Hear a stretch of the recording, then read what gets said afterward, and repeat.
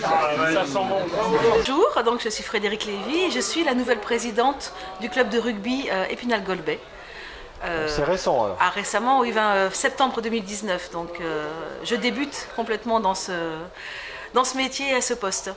Bon, l'équipe première n'a pas pu jouer aujourd'hui, malheureusement. Hélas, Saint-Avold est forfait pour son équipe première, ce qui nous pénalise, parce que pour le goal average, on aurait bien voulu avoir un vrai match pour le gagner surtout, et puis gagner avec plus de points pour la suite.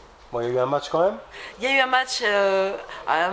match assez amical parce que c'est les vétérans, donc les chats pour l'équipe d'Épinal.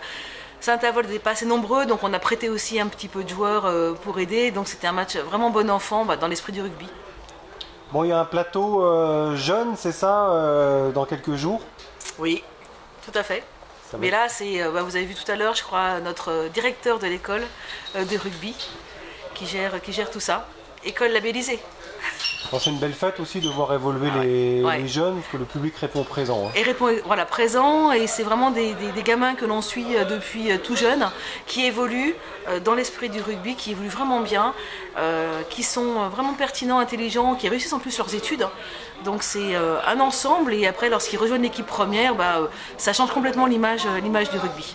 Bon, comment se situe le REG sur l'échelle départementale? On sait que il y a le SDRB qui prend beaucoup de place en honneur. Ouais. Comment se situe le REG? Écoutez, on tire un petit peu notre épingle du jeu. Là, on est deuxième, on évolue. On a une forte ambition, puisque le but du REG, c'est de devenir d'ici 3-4 ans joueur en Fédéral 3. Donc c'est vraiment une belle montée, un gros projet. On a d'autres projets également, là, beaucoup de nouvelles missions. Et avec une belle ambiance cette année en début de saison.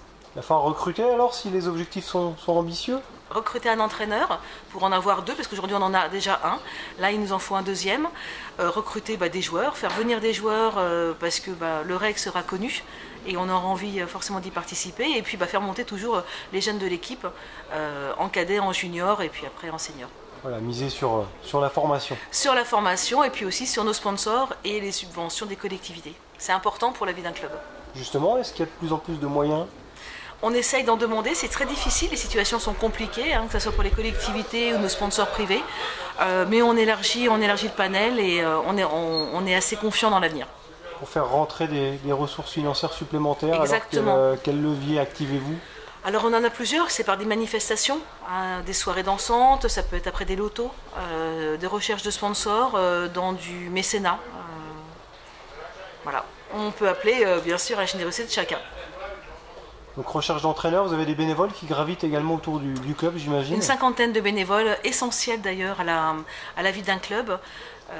Parce que sans eux, le club, c'est difficile de fonctionner, que ce soit pour accompagner même les jeunes, pour faire vivre le clubhouse, pour animer les soirées, pour l'ambiance globale, pour les spectateurs. Les bénévoles sont aussi importants que les joueurs.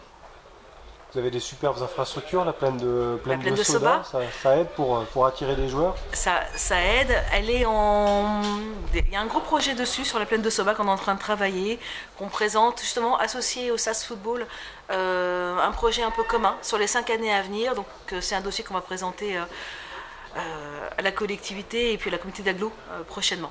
Qu'est-ce qu'il y a dans ce dossier? Sur quels atouts vous voulez axer?